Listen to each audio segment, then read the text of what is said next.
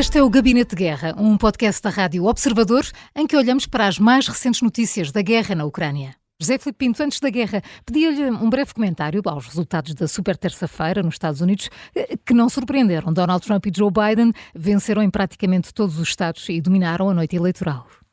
Exatamente, era aquilo que era expectável. Sim. E os Estados Unidos habituaram-nos a não terem grandes novidades quando expectável acabar por verificar-se. Acontece que nós vamos ter aqui quase a certeza a reedição da luta anterior entre Biden e Trump. O problema que se passa e que tem a ver com a conjuntura do Gabinete de Guerra tem a ver com a situação que se verificou a segunda vez no Minnesota, em que Biden, que venceu, é evidente, os adversários de Biden são fraquíssimos. Repare, ele acaba por perder num dos territórios, mas é um território sem peso rigorosamente nenhum, nada diz aos norte-americanos, mas a grande verdade é que em tudo o que seja Estado, Biden vence largamente. O problema foi Minnesota, que já repetiu o comportamento do Missouri, em que Biden vence, mas há uma grande parte da população de origem árabe que vota em nenhum dos candidatos. Dito de uma forma mais simples, dos três candidatos que se lhe apresentam, decide que nenhum deles serve. E isto é um aviso para Biden, no sentido de que o apoio norte-americano da administração Biden a Israel que está a ser posto em causa também dentro do seu partido.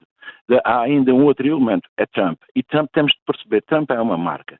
Trump é o mesmo presidente que, enquanto presidente, é o mesmo candidato que, enquanto presidente, vendeu armas à Arábia Saudita, sabendo que a Arábia Saudita financia o terrorismo. E, portanto, em termos reais, aquelas armas vendidas à Arábia Saudita poderiam posteriormente vir a ser utilizadas para matar soldados militares norte-americanos.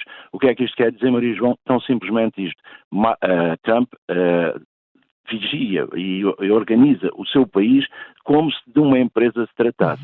A situação que decorre desta super terça-feira é uma situação que, inserindo-se naquilo que é a normalidade, não nos deixa descansados aqui a nível da União Europeia. Entretanto, Emmanuel Macron, que tem sido alvo de críticas desde que falou sobre o envio de tropas ocidentais para a Ucrânia, pediu aos aliados para não serem cobardes e se chegarem à frente. Berlim já respondeu, disse que a unidade é essencial, que não se trata de quem oferece mais ou de quem tem mais coragem. Estamos a assistir à desunião da Europa num momento mais crucial? Estamos, porquê? Porque a estratégia da União Europeia não pode esquecer que durante décadas de desinvestimento na defesa, essas décadas teriam de ter consequências nefastas na segurança, porque a paz perpétua é uma utopia, a realidade é um mundo de múltiplas ordens. E o que é que Macron está a tentar fazer? Macron está a tentar emendar a mão, face, portanto, à reação negativa que teve e que foi explotada pela sua ideia de um possível envio de tropas dos países ocidentais para a Ucrânia. Ele ontem disse tudo o que a Maria João disse e disse também que, afinal de contas, aquela decisão que tinha tomado em Paris tinha sido um impulso estratégico. Eu fico pelo impulso, porque de estratégico verdadeiramente pouco teve.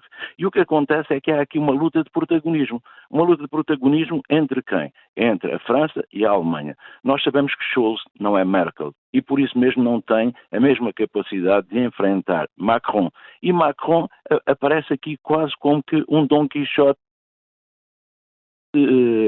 podendo apoiar mais do que efetivamente apoia, depois acaba por acusar os outros de cobardia e a explicar que é necessário investir, portanto, numa luta comum. Ora, o que ele está a fazer é precisamente o contrário. Está a fracionar, está a dividir, está a evitar esse projeto comum. Macron, neste momento, é muito mais parte do problema do que da solução. E a solução vai implicar, e sim, não tenhamos dúvidas, um maior investimento na defesa. E porquê?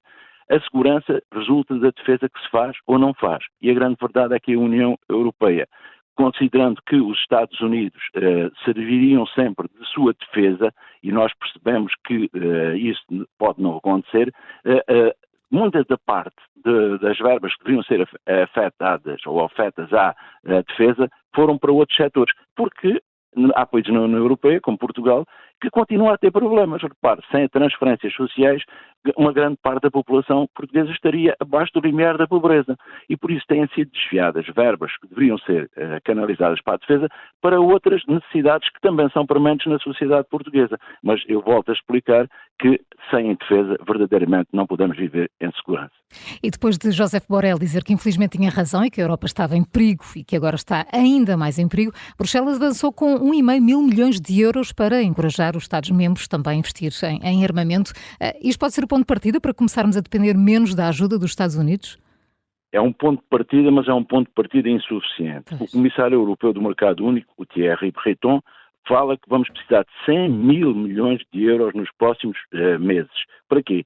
O que é que isto é? Uma mudança de paradigma. Significa, nós entregamos a nossa defesa à NATO e neste momento temos de assumir nós a nossa defesa. E esta questão, os políticos funcionam muito mal nestes termos. Porquê?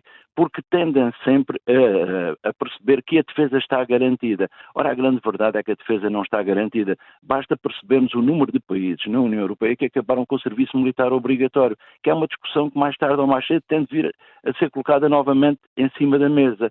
E depois há aquilo que se chama um projeto comum. Nós não temos uma verdadeira indústria europeia de defesa. E aquilo que, por exemplo, Borrell disse, o Pentágono a 27. É disso que precisamos.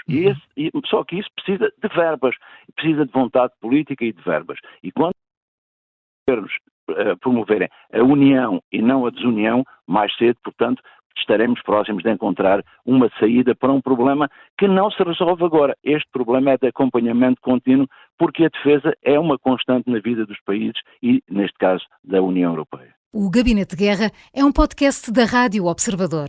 Vai para o ar de segunda a sexta, depois do noticiário das 9h30 da manhã e tem uma nova edição depois da síntese das 4h30 da tarde. E está sempre disponível em podcast. Eu sou a Maria João Simões.